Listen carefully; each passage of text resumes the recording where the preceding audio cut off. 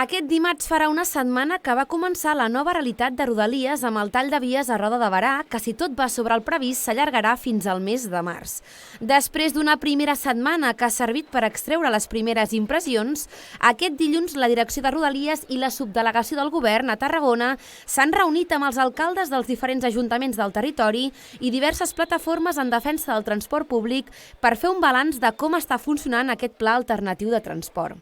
Tot i que des de Renfe els primers dies es feia una valoració positiva, en aquesta trobada s'ha volgut deixar clar que les impressions per part dels usuaris del servei són molt diferents. Des de Reus, l'alcaldessa Sandra White ha explicat que la capital del Baix Camp té la millor opció que podria tenir, però que s'ha de garantir que aquesta solució funcioni.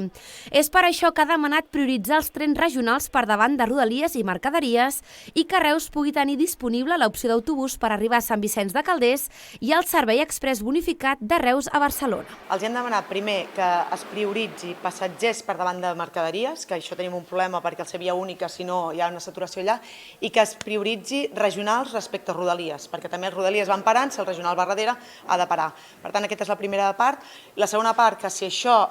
segueix anant amb problemes o aquells trams horaris en què no tenim servei ferroviari, que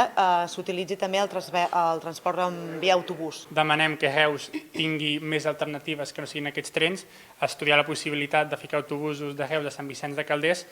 i no només això, que siguin els substitutoris, sinó també demanar que, igual que s'ha fet en Tarragona, que té la T10-120 Tarragona-Barcelona i s'han reforçat les expedicions, la línia de plana doncs, es faci el mateix amb la línia Reus-Barcelona,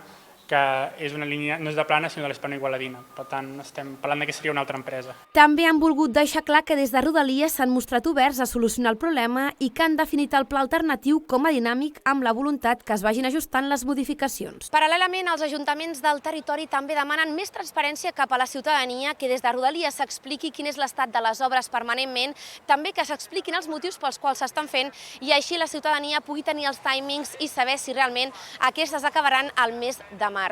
També els consistoris han indicat que estan en contacte permanent amb Rodalies, que van passant totes les incidències que la ciutadania els trasllada per tal que aquestes es solventin el més aviat possible. I finalment han demanat que expliquin quan se sàpiguen les dades de com ha caigut la demanda del servei, perquè creuen que ha caigut de manera considerable i que molta gent està optant pel vehicle particular.